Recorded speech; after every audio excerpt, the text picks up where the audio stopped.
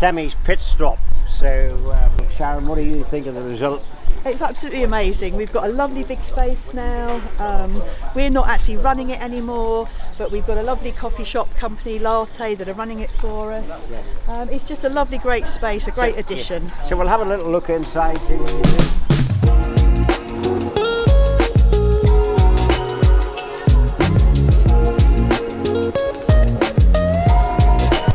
Quite an open space. That's out over the woodlands and the garden here. See the yellow white from the front windows here. We've still got a bit more to put up, but we've started. Right, this was the previous big extension. I thought we would a quick lap here. Lots of new bikes arrived recently, and so as you can see, we're getting pretty full. This is our latest acquisition. We just had it about a fortnight ago. We bought it at Shepton Mallet Auto Jumbo in a million bits. So this is the first build. Bond. But 1949 they started production, finished about 1951 when they went on to the cars. That's a sales brochure there. Quite unique, very, very light, all aluminium construction. Villiers bulletproof little engine, so we're cracking on quite well. Jim's been through the engine, sorted out the electrics.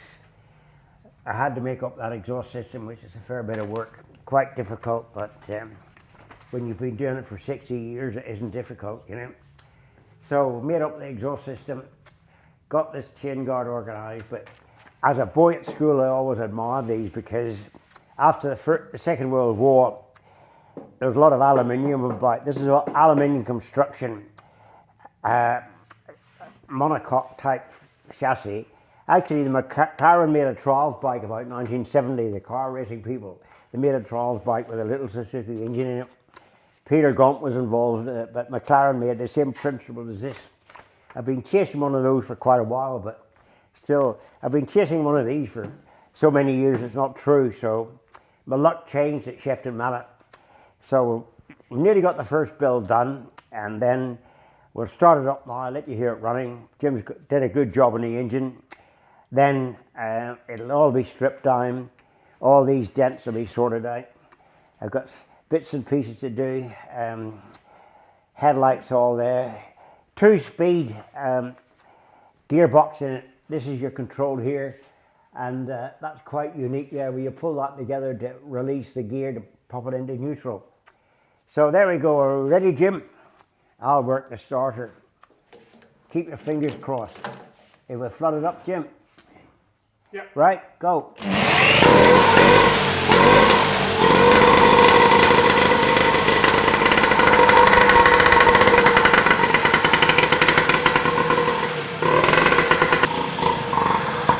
You're smoking us out, Jim. That pops on here. That's a little cover for the flywheel. So there we go. So it's good if we've got the engine all working good, so it all needs just cosmetically to get it sorted out. This will all have to be plated, etc. The exhaust system. So that's a big breakthrough. It's always good if Jim and I can get the engines running at early stages, because it gives you the encouragement to carry on. So then we move on to the precision. You've heard about this before, the horizontal valve job. I've got the electric starter here. Jim's just fueling it up. And that's the throttle there, of course, the old lever throttle. 2-speed, and a big problem with a back wheel. As you've probably seen in adverts, I've been trying to get, I need a smaller tile like the front. This was at 26, but 2.5, Jim. Was it 2.5? Yeah. Yeah, too wide. But we need it 26 by 2, right? So actually, I've been down to a cycle shop yesterday, and they're ordering me one up. One of these cross-country push bikes.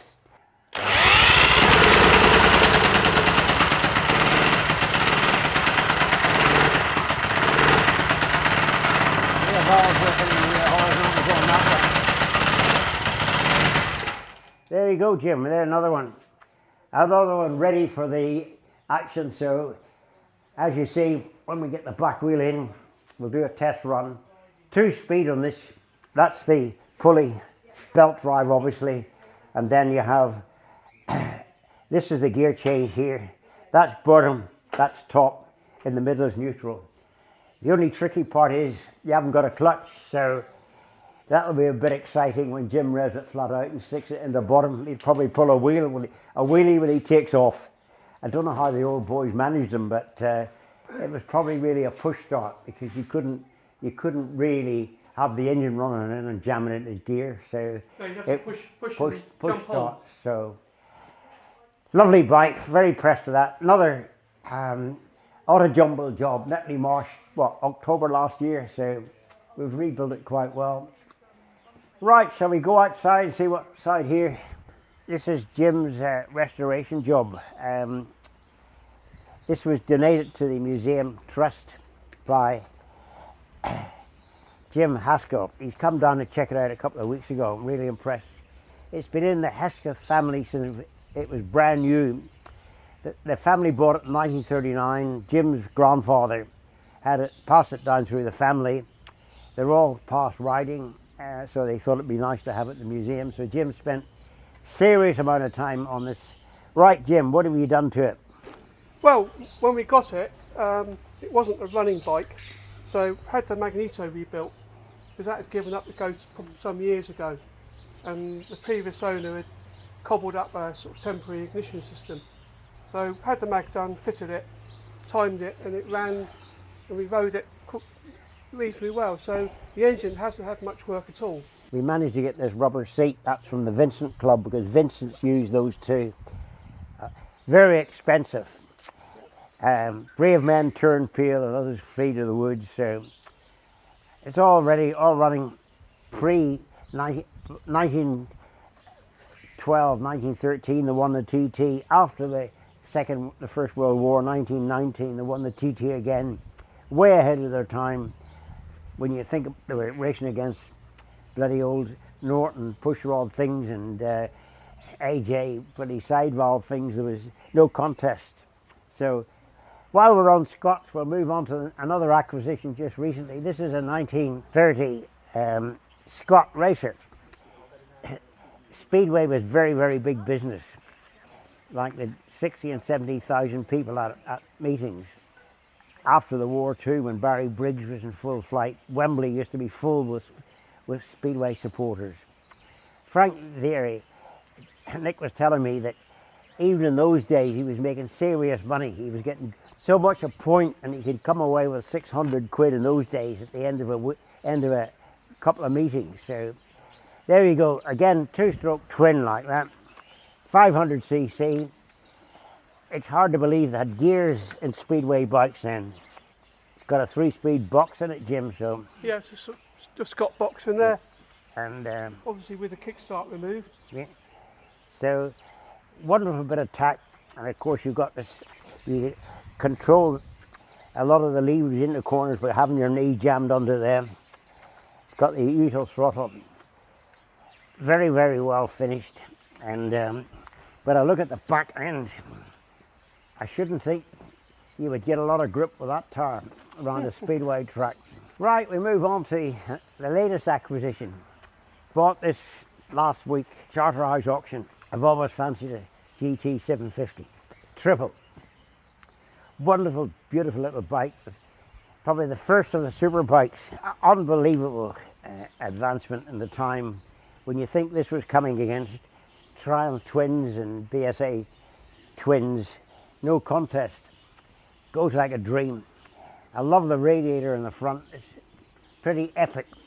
Although they did have a nickname, the Suzuki Kettle, because they were due to boiling if you give them a lot of stick. So what do you think of it, Jim? You're going to be riding it in a minute. Yeah, well, I had a pre-run this morning, had to put a battery on, and yeah, it's very smooth, sounds sweet as a nut. So after we test it today, we've got a few jobs to do on it just to get it up to 100% for the going on display in the museum.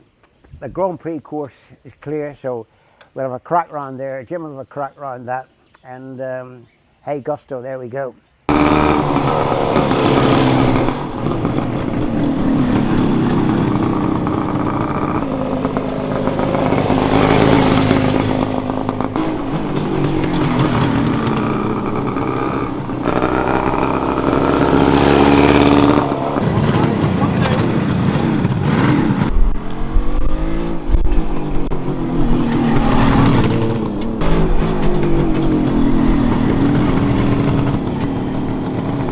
there we go, another day in paradise. So 3 great bikes, 2 more to come. So your next visit we'll have the Precision. If we can find a rear tyre fault, we'll have the Precision all ready for a test ride. So there we go, another day in paradise.